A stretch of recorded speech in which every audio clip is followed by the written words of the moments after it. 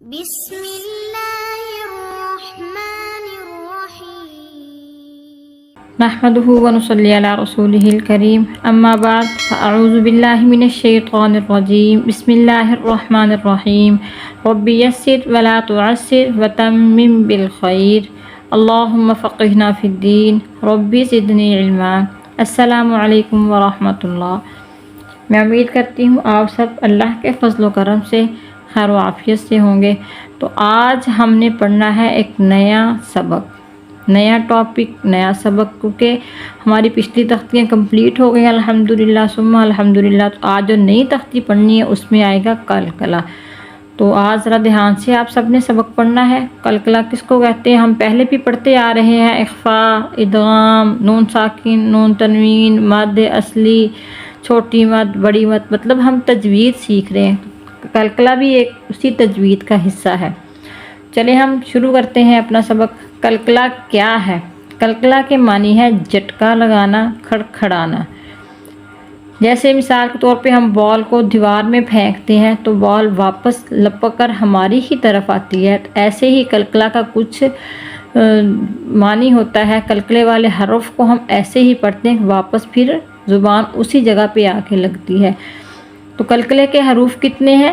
سوال، کلکلے کے کتنے حروف ہیں؟ جواب، کلکلے کے 5 حروف ہیں کل۔ کون کون سے حروف ہیں وہ؟ دیکھیں آپ، قاف، طا، با، جیم، دال۔ قاف، طا، با، جیم، دال، یہ 5 حروف ہیں جن کو حروف کلکلا کہا جاتا ہے۔ اب سنیں کلکلے کی تعریف کیا بنی۔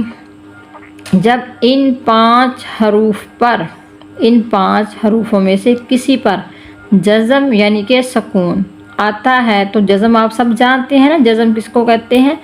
جزم، یہ جزم ہے،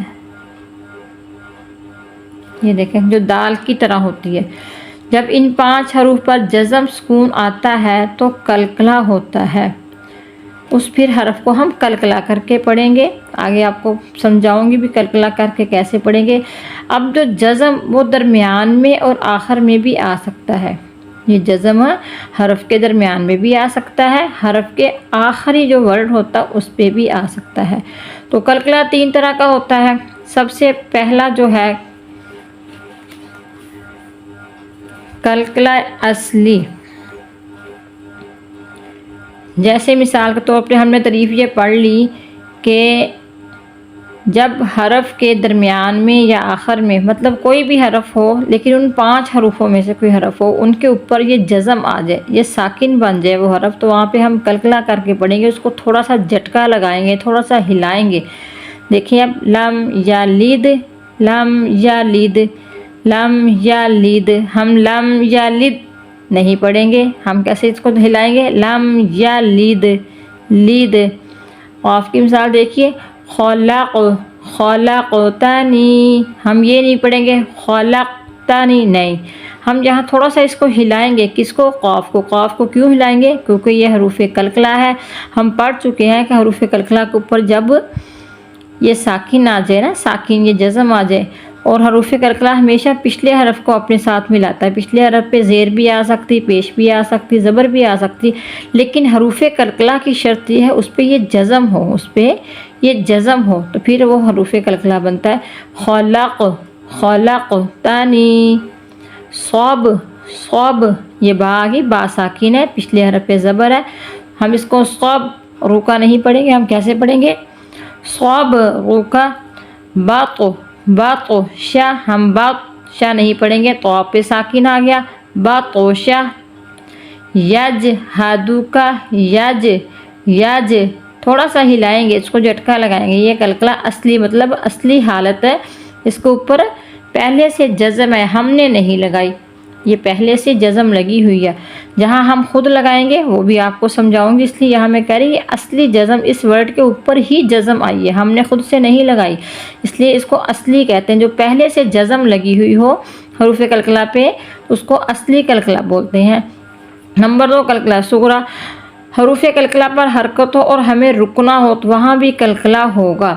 حروف کلکلا پر حرکت ہو اور ہمیں رکنا ہو، اب رکنا یا تو ہم وقف کی وجہ سے رکیں گے، وہاں پہ گول دائرہ جیسے یہ گول دائرہ بنا ہوتا ہے، آپ نے دیکھا ہوگا آیت کے درمیان میں یہ گول دائرہ بنا ہوتا ہے، ہم نے رکنا، یا ہمارا سانس نہیں پورا ہو رہا، ہم نے خود سے وہاں پہ وقف کرنا ہے، لیکن وہاں پہ حروف قلقلہ آ گیا، پھر ہم کیا کریں گے، ہم اس حرف کو ساکن خود کر دیں گے، ٹھیک ہے، وہاں ہم تھوڑا سا قلقلہ کریں گے، جیسے احد، اب ہے قل هو اللہ احد، احد، لیکن حرف کیا تھا احد، ہم پڑھ چکے ہیں آخری حرف پہ اگر ہم نے رکنا ہو، اگر وہاں پہ دو پیش، دو زیر، زبر زیر پیش میں تینوں میں سے کوئی ایک ہو، یا دو پیش ہو یا دو زیر ہو، تو وہاں ہم آخری حرف کو جو اس پہ حرکت ہوگی ہم اس کو ختم کر کے آخری حرف کو ساکن کر دیں گے۔ تو اب یہاں پہ دیکھو احد کو ہم ساکن کریں گے، بن گیا احد، حد، یہاں بھی ہم قلقلہ کریں گے تھوڑا سا، احد، کاسابہ، لیکن ہم اگر رکنا چاہ رہے ہیں تو ہم کیسے پڑھیں گے، کاساب، وقف کریں گے، کاساب۔ اب لاہا بن حرف ہے، لکھنے میں تو لاہا بن ہے لیکن ہم یہاں وقف کر رہے ہیں، تبت یدا ابی لہب، لہب، ہم جہاں وقف کر رہے ہیں تبت یدا ابی لہب، لکھنے میں تو لاہا بن ہے لیکن ہم یہاں وقف کرتے ہم کیا پڑھیں گے، لہب، لہب، ہب، با کو تھوڑا سا ہلائیں گے، یہ ہے قلقلہ سورہ، مطلب ہم وقف کی صورت میں آخری حرف کو ساکن کریں گے، وہ آخری حرف حروف قلقلہ میں سے ہو تو وہاں قلقلہ سورہ بولا جائے گا۔ نمبر 3 قلقلہ کبریٰ، اگر حروف قلقلہ پر شد ہو، اس پر رکنا ہو تو قلقلہ کرتے ہوئے رکیں گے، لیکن وہاں پہ بڑا قلقلہ کریں گے، آخری حرف ہے لیکن ہم رکنا چاہ رہے ہیں، اس پہ شد بھی آ گئی ہے تو ہم نے اس کو ساکن بھی کرنا ہے، تو پھر ہم کیا کریں گے، اس کو ذرا سختی سے پڑھیں گے، بڑا اس پہ قلقلہ محسوس ہوگا۔ حروف قلقلہ پر شد ہو تو اس پر رکنا ہو تو قلقلہ کرتے ہوئے رکیں گے لیکن زیادہ بڑا قلقلہ کریں گے، جیسے الحق، اس کو الحق، حق نہیں پڑھیں گے، الحق، غتب، 2 بار حرف کی ادائیگی کریں گے، شاد والا حرف ہے نا تو قلقلہ بھی کریں گے، دیکھیں اصل میں تھا غتب لیکن ہم وقف کر رہے ہیں تو ہم پڑھیں گے غتب، غتب، سختی سے پڑھیں گے، شاد بھی پوری کریں گے اور قلقلہ بھی کریں گے۔ امید کرتی ہوں آپ کو آج کی یہ ساری مثالیں سمجھ آ گئی ہوں گی۔ اللہ پاک ہمارا حامی و ناصر ہو، ہمارے لیے قرآن پاک یاد کرنا آسان ہو جائے۔ ویڈیو کو اگر آپ پسند کرتے ہیں تو اس کو لائک ضرور کیا کریں اور آگے ثواب کی نیت سے شیئر بھی ضرور کیا کریں۔ اللہ حافظ۔